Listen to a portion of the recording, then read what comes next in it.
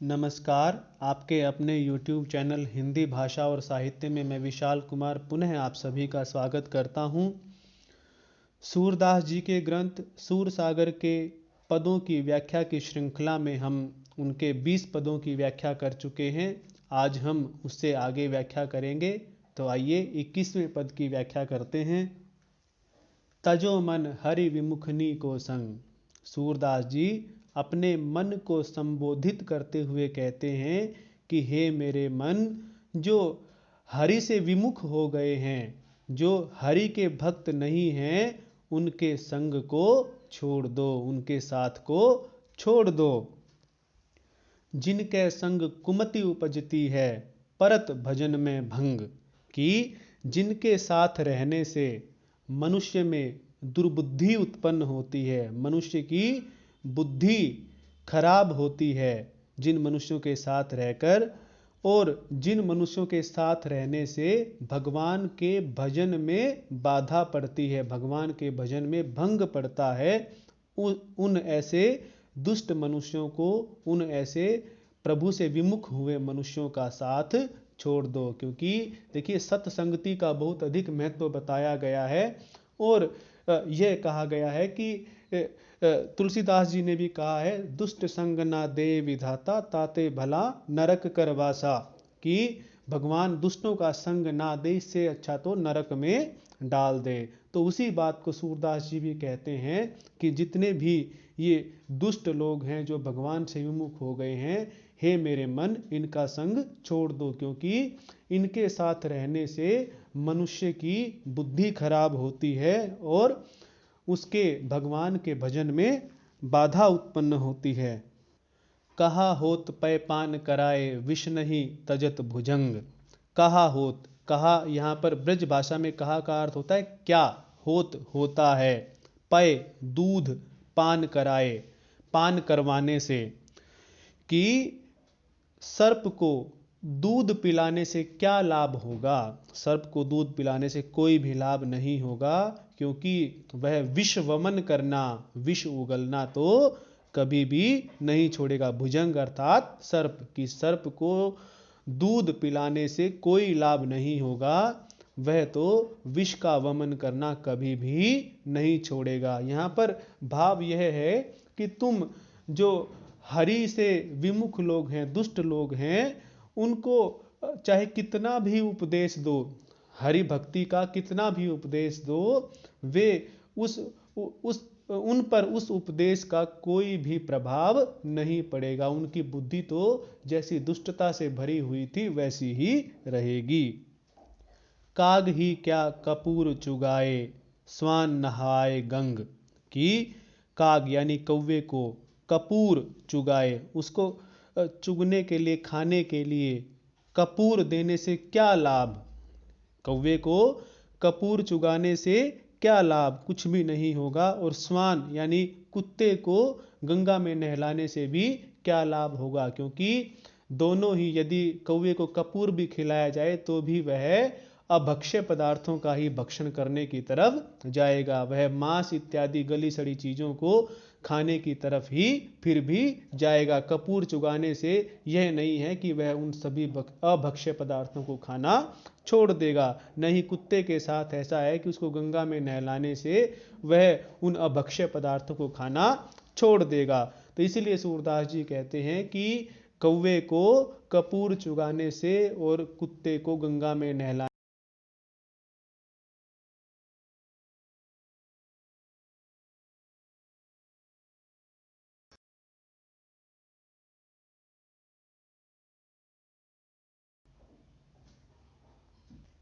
खर को कहा अर्गजा लेपन, मरकट भूषण अंग। कि खर यानी कि गधा, अर्गजा चंदन इत्यादि, लेपन लेप करना, मरकट यानी बंदर, भूषण आभूषण, अंग यानी उसके अंगों पर। यदि गधे को चंदन इत्यादि का लेप भी कर दिया जाए तो वह गधे से और कुछ नहीं बन जाएगा, वह रहेगा मूर्ख ही। और यदि बंदर के अंगों पर आभूषण सजा दिए जाएं तो वह यह नहीं है कि वह बंदर नहीं रहेगा, वह तो इसी प्रकार से बंदर ही रहेगा, वह दिखेगा भी बंदर ही, उसकी प्रवृत्ति वैसी ही रहेगी, उसकी प्रवृत्ति को बदला नहीं जा सकता है। गज को कहाँ सरिता न्वाए, बहुरी धरे वह ढंग, कि गज यानी हाथी को, सरिता नदी में, हाथी को चाहे नदी में कितना ही स्नान करवाओ, कितना ही रगड़ रगड़ कर उसके ऊपर से गंदगी को हटाओ, बहुरी धरे, फिर से वह अपने ऊपर फेंक लेगा, ढंग यानी कि वह जो गंदा पानी है, गंदला पानी है, वह अपने सूंड के माध्यम से फिर भी अपने शरीर पर डाल ही लेगा, अर्थात वह अपने शरीर पर गंदा पानी डालना बंद नहीं करेगा, भले ही उसे कितना ही नदी के स्वच्छ जल में नहलाया जाए।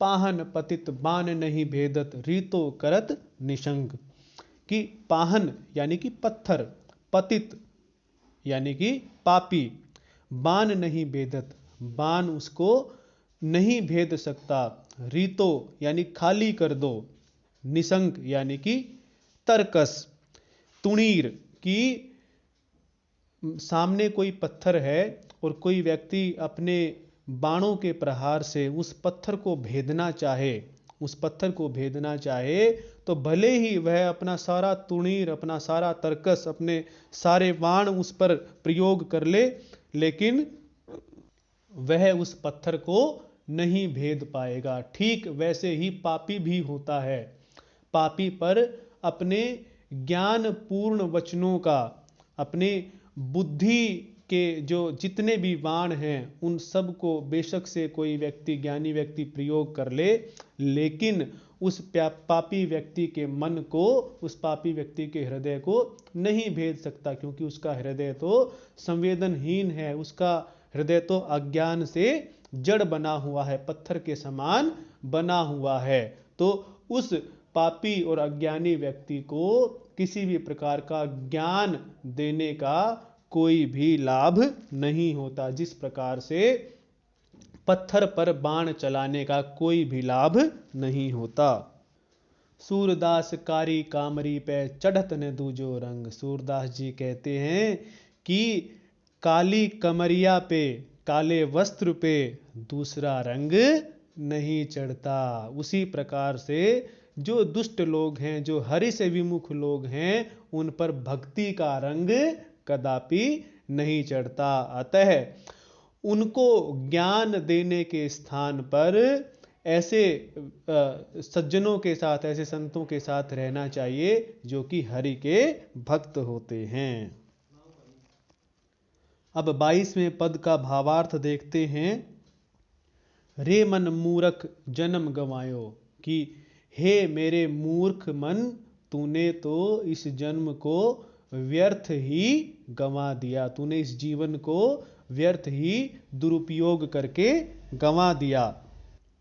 करी अभिमान विषय रस गिध्यो, श्याम शरण नहीं आयो, तूने तो स्वयं को कर्ता मानकर, स्वयं को ये शरीर मानकर अहंकार किया और विषय रस, विषयों के रस में, विषयों के उपभोग में गिध्यो फंसा रहा, और तू उन भगवान श्री कृष्ण की शरण में नहीं आया। तू तो अभिमान करता रहा और विषयों के रस में फंसा रहा और भक्ति करने के लिए श्री कृष्ण के चरणों में नहीं आया। यह संसार सुआ से मरज्यों,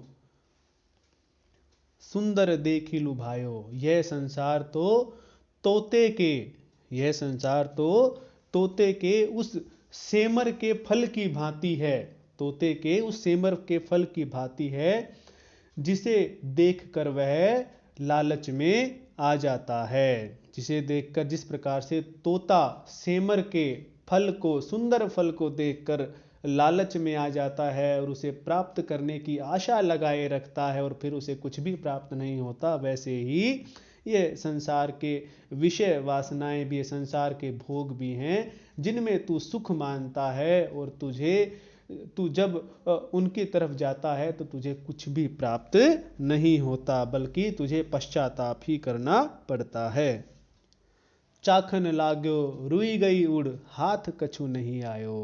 कि और जब तू उस फल को चखने का प्रयास करता है तो उसमें से वह रुई उड़ जाती है और तेरे हाथ कुछ भी नहीं लगता। जिस प्रकार से तोता सेमर के फल को प्राप्त करने की आशा रखता है और उसे चखने का प्रयास करता है तो उसमें से रुई उड़ जाती है और उसके हाथ कुछ भी नहीं आता, वैसे ही संसार में तू विषय वासनाओं को प्राप्त करने का, भोगों को प्राप्त करने का प्रयास करता है और तेरे हाथ कुछ भी नहीं आता। कहा होत अब के पछताए पहले पाप कमायो। कहा होत क्या होगा, अब के पछताए, अब पछताने से क्या होगा, पश्चाताप करने से क्या होगा, तूने इससे पहले तो बहुत सारा पाप किया है, अब पछताने से क्या होगा, तुझे उन पापों का दुष्परिणाम तो भुगतना ही पड़ेगा। कहत सूर भगवंत भजन बिनु सिर धुनि धुनि पछतायो। सूरदास जी कहते हैं कि भगवान के भजन के बिना ऐसे ही सभी को सिर धुन धुन कर पछताना पड़ता है, अर्थात पश्चाताप की अग्नि में जलना पड़ता है। अब हम 23वें पद का भावार्थ देखते हैं। चकैरी चल चरण सरोवर।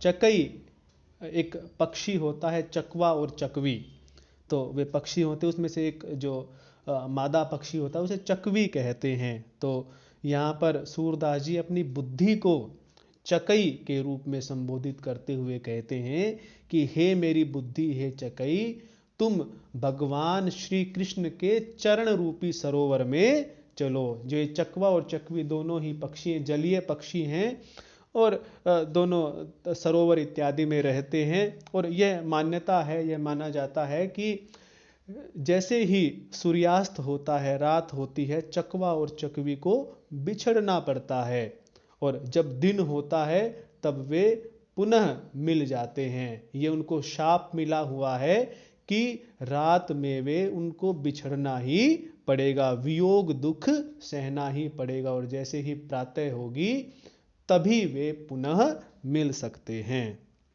तो यहाँ पर सूरदास जी अपनी बुद्धि को उसी चकवी के समान संबोधित करते हुए कहते हैं कि तू भगवान के चरण रूपी सरोवर में जाकर निवास कर, अर्थात अपनी बुद्धि को भगवान के चरणों में लगने के लिए कहते हैं।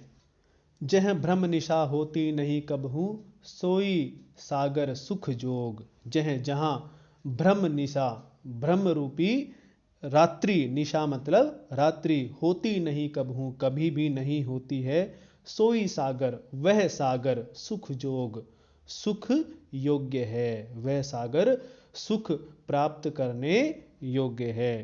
कि मैं जिस सागर की, जिस चरण सरोवर की, भगवान के चरण रूपी सरोवर की बात, भगवान की भक्ति रूपी सरोवर की बात कह रहा हूँ, वहाँ पर भ्रम रूपी रात्रि कभी भी नहीं होती है और वहाँ हमेशा ही सुख रहता है। यह बात इसलिए कह रहे हैं कि भ्रम रूपी रात्रि जब चकवी होती है, चकवी के लिए तो रात्रि वियोग का कारण है ही और जब वियोग होगा तो उसे दुख होगा ही। तो जहाँ पर रात्रि ही नहीं होगी, कोई ऐसा स्थान हो, तो चकवा और चकवी को बिछड़ना नहीं पड़ेगा, उन्हें वियोग नहीं सहना पड़ेगा और वो दुख भी नहीं होगा, तो उन्हें हमेशा ही सुख रहेगा। तो बुद्धि के संदर्भ में हम ये कह सकते हैं कि जहाँ पर भ्रम उत्पन्न होता है, सांसारिक भ्रम उत्पन्न होते हैं, वहीं पर मनुष्य को कष्ट सहना पड़ता है, बुद्धि को कष्ट सहना पड़ता है। तो भगवान के चरणों की यदि भक्ति व्यक्ति करेगा तो वह भ्रम जो है, माया का भ्रम जो है, वह हमेशा ही दूर रहेगा, माया का भ्रम उस व्यक्ति को कभी नहीं होगा और सांसारिक जो दुख हैं वे उसे कभी भी सता नहीं पाएंगे। जो व्यक्ति संसार के भ्रम में ही नहीं पड़ेगा उसे दुख कैसा, क्योंकि मनुष्य को दुख तो संसार से ही मिलता है। जब वह सांसारिक बंधनों में पड़ता है तो ही उसे दुखों का अनुभव होता है। जो संसार से परे है उसे किस बात का दुख। इसलिए वे कहते हैं कि जब तू उन चरण सरोवर में, उस भगवान के चरण रूपी सागर में जाकर निवास करेगी तो वहाँ पर तुझे कभी भी भ्रमित नहीं होना पड़ेगा और तू हमेशा ही सुखपूर्वक वहाँ पर निवास कर सकती है। जहाँ सनक शिव हंस की उस सरोवर में, जहां पर उस सरोवर में सनकादि ऋषि और शिव हंस के समान है। सरोवर में हंस भी होते हैं, तो उस भगवान के चरण रूपी सरोवर में कौन कौन निवास करते हैं? सनकादि ऋषि निवास करते हैं और स्वयं भगवान शिव भी वहीं निवास करते हैं। मीन मुनि नख रवि प्रभा प्रकाश। मीन मुनि, मीन यानी मछली, और उसमें और कौन निवास करते हैं? मछली रूपी मुनि। जिस प्रकार से सरोवर में मछलियां निवास करती हैं, वैसे ही उस भगवान के चरण रूपी सरोवर में मुनिगण निवास करते हैं, अर्थात वे सभी भगवान के चरणों की भक्ति में हमेशा ही लगे रहते हैं। कहने का भाव ये कि सनकादि ऋषि, भगवान शिव और जो मुनि लोग हैं, मुनिजन हैं, वे हमेशा ही भगवान की भक्ति में लगे रहते हैं। नख रवि प्रभा प्रकाश, और वहां पर नख यानी नाखून, जो भगवान के पैर का अंगूठा है, उस अंगूठे का जो नाखून है नख रवि, और वो उस नाखून का जो प्रकाश है वह सूर्य के प्रकाश के समान ही वहां उसकी जो भगवान के नाखून की प्रभा है, चमक है, वह जो चमक है वह सूर्य के प्रकाश के समान है, वहां पर विद्यमान रहती है। और उस जो भगवान के नाखून का प्रकाश है, भगवान के अंगूठे के नाखून की जो प्रभा है, वह वहां कभी भी समाप्त नहीं होती, इसलिए वहां रात्रि होती ही नहीं है। प्रफुल्लित कमल निमिष नहीं शशि डर।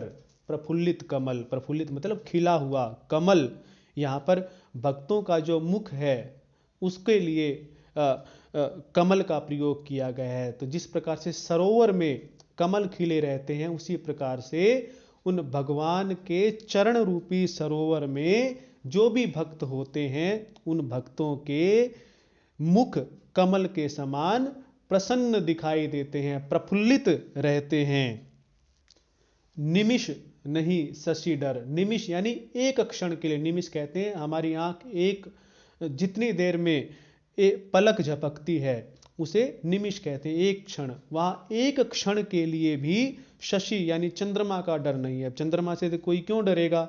चंद्रमा के डर से अभिप्राय यह है कि जब चंद्रमा होगा तो चंद्रमा तो रात को ही आता है, और डर किससे है? रात्रि से, भ्रम रूपी रात्रि से। तो वहां पर एक क्षण के लिए भी उस रात्रि का डर नहीं है, उस चंद्रमा का डर नहीं है। गूंजत निगम सुवास की, निगम यानी कि वेद, गूंजत गुंजार करते हैं, सुवास यानी कि भंवरे की, वहां पर जो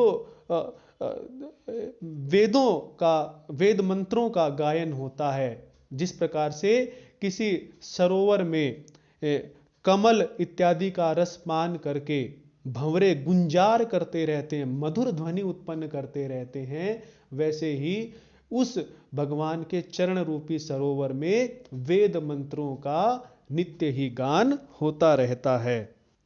जिहि सर सभग मुक्ति मुक्ता फल सुकृत अमृत रस पीजै। जिहि सर, जिस सर यानी कि तालाब में, जिस सरोवर में, सभग मुक्ति मुक्ता फल की, सुंदर, सभग मतलब सुंदर, मुक्ति मुक्ता फल मुक्ति रूपी मोती, मुक्ति रूपी मोती की, उस भगवान के चरण रूपी सरोवर में सभी को सुंदर मुक्ति रूपी मोती के फल प्राप्त होते हैं। मोक्ष रूपी मोती या मोक्ष रूपी फल प्राप्त होते हैं। जो भगवान के चरण रूपी सरोवर में जाता है वहां उसे मोक्ष रूपी मोती या मोक्ष रूपी फल प्राप्त होते हैं। सुकृत अमृत रस पीजै, और वहां पर जाकर सुकृत अच्छे कर्मों रूपी अमृत रस का पान कर। वो अपनी, सूरदास जी अपनी बुद्धि को संबोधित करते हुए कहते हैं कि तू सरोवर में चल, वहां तुझे मोक्ष रूपी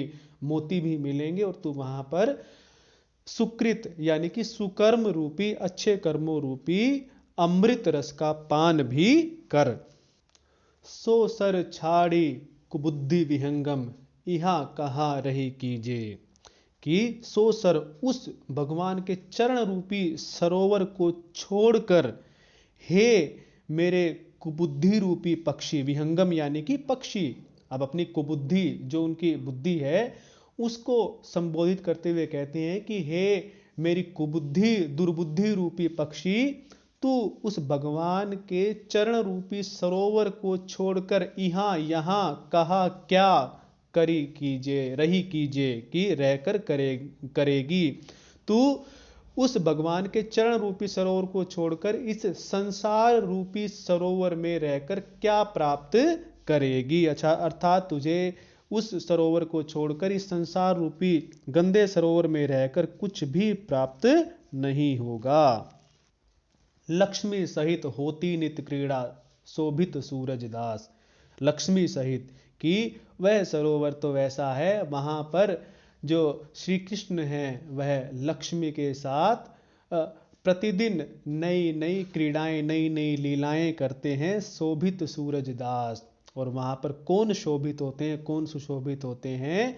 जो भगवान के भक्त हैं। सूरदास जी कहते हैं कि भगवान के भक्त वहां पर सुशोभित होते हैं। अब न सुहात विषय रस छीलर व समुद्र की आस। कि सुहात मतलब अच्छा लगना, छिल्लर यानी कि छोटी मोटी जो ताल तलैया होती है, कि अब मुझे जो संसार रूपी छोटी मोटी जो ताल तलैया है यह अब अच्छी नहीं लगती है। वाह समुद्र की आस, मुझे तो उस भगवान के चरण रूपी समुद्र की आशा है। मैं तो अब उस भगवान के चरण रूपी समुद्र में जाना चाहता हूँ। इस संसार रूपी छोटी मोटी ताल तलैया को छोड़ देना चाहता हूँ, त्याग देना चाहता हूँ। इस पद में देखिए चरणों पर सरोवर का आरोप किया गया है, और सरोवर में जितने भी अंग होते, चाहे वह हंस हो, चाहे वह मछलियां हो या मोती हो, या उसमें कमल हो, या उसमें जल हो, इन सभी का भी अलग अलग उपमेयों पर आरोप किया गया है। तो अंगों सहित आरोप होने से इस पद में सांग रूपक अलंकार हम देखते हैं। अब हम 24वें पद का भावार्थ देखते हैं। सुआ चले तावन को रस पीजे। सुआ यानी कि तोता। अब यहाँ पर सूरदास जी अपने मन को तोते के रूप में संबोधित करते हुए कहते हैं कि हे मेरे तोते रूपी मन, चलो उस वन में चलते हैं और उस वन में जाकर रसपान करते हैं। उस वन में जाकर उस वन के वृक्षों का पान करते हैं, उस वन के वृक्षों का के फल खाते हैं। किस वन के वृक्षों का? जहां पर हमेशा ही भगवान के भक्त निवास करते हैं। भगवान की भक्ति रूपी वन या भगवान के भक्तों रूपी वन में जाकर ही हम निवास करते हैं। जावन राम नाम अमृत रस सरवननी पात्र भर लीजय।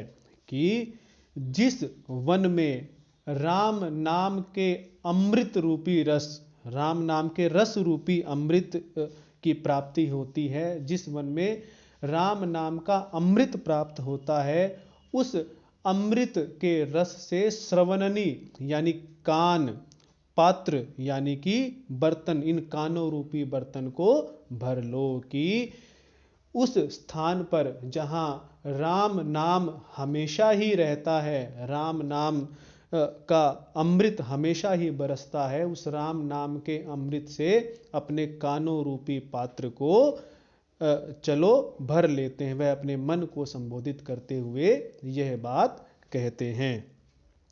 अर्थात चलो उस स्थान पर चलते हैं जहां राम नाम हमेशा ही सुनने को मिलता है।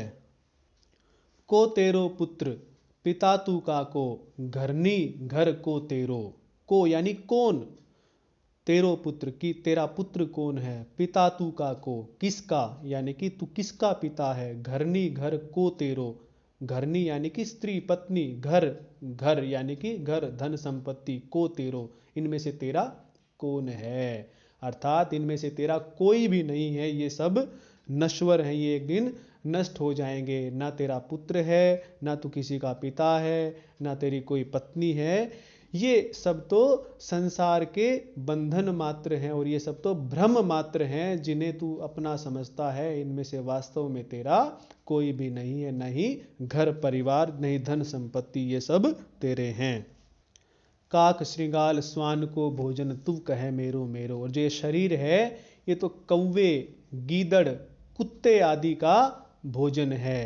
काक, कौवा, श्रृगाल, गीदड़, स्वान, कुत्ता, इन सब का भोजन है और तू इस शरीर को मेरा मेरा ऐसा कह रहा है। बन वाराणसी मुक्ति क्षेत्र है, चल तो को दिखलाऊं। बन वाराणसी की जहाँ पर राम नाम का अमृत सदा ही बरसता है, वह वन तो बिल्कुल काशी की तरह ही मोक्ष प्राप्त करने का क्षेत्र है। ये माना जाता है कि काशी में जिसकी मृत्यु होती है उसे मोक्ष प्राप्त होता है, तो उसे मुक्ति का क्षेत्र कहा जाता है। तो सूरदास जी कहते हैं कि जहाँ पर राम नाम के अमृत की बारिश हमेशा ही होती है, राम नाम का अमृत हमेशा ही बरसता है, वह तो काशी या वाराणसी के समान ही मुक्ति का क्षेत्र है। चल मैं तुझे वह मोक्ष का स्थान जहाँ पर राम नाम हमेशा ही गूंजता रहता वह स्थान दिखलाता हूँ। तो को यानी तुझे। सूरदास साधुनी की संगति बड़े भाग जो पाऊँ। सूरदास जी कहते हैं कि ऐसे साधुओं की, ऐसे भगवत भक्तों की संगति तो यदि मैं प्राप्त करूं तो मैं अपने आप को बहुत ही बड़े भाग वाला, बहुत ही भाग्यशाली समझूंगा। और सूरदास जी ऊपर जिस स्थान की बात करें वह वही स्थान है जहां पर भगवान के भक्त रहकर हमेशा ही उनका गुणगान किया करते हैं। अब हम 25वें पद की व्याख्या करते हैं। अचंभो इन लोगनी को आवे। सूरदास जी आश्चर्य व्यक्त करते हुए कहते हैं कि मुझे तो इन लोगों पर बड़ा ही आश्चर्य होता है। किन लोगों पर? छाड़े श्याम नाम अमृत फल माया विष फल भावै। कि वे श्याम नाम के अमृत रूपी फल को, श्याम नाम रूपी अमृत फल को छोड़कर सांसारिक विषय वासना रूपी इस कड़वे फल को खाते रहते हैं। सूरदास जी इस बात का आश्चर्य करते हैं कि जब श्याम नाम रूपी अमृत फल विद्यमान है तो कोई विषय वासना रूपी कड़वे फलों को क्यों ही खाएगा। यदि हम संसार में ऐसे प्राय सामान्य तौर पर भी देखें तो यदि कोई मीठे फल को छोड़कर कड़वे फलों को खाएगा तो आश्चर्य तो होगा ही। वैसे ही सूरदास को भी आश्चर्य होता है कि जो संसार के लोग हैं वे श्याम नाम के अमृत फल को छोड़कर विषय वासना रूपी कड़वे फलों को ही खा रहे हैं और उसमें उन्हें मजा भी आ रहा है, उन्हें वह स्वादिष्ट भी लगता है। तो इस बात को सोचकर सूरदास जी आश्चर्य व्यक्त करते हैं। निंदत मूढ़ मलय चंदन को राख अंग लपटावे। निंदत निंदा करता है, मूढ़ मूर्ख, मलय चंदन जो मलय पर्वत पर पाया जाने वाला चंदन है, जिसे कहते हैं कि मलय पर्वत से आने वाली जो वायु होती है उसमें अत्यंत सुगंध होती है, वो उसी चंदन का स्पर्श करके आती है, उस चंदन की बात की गई है।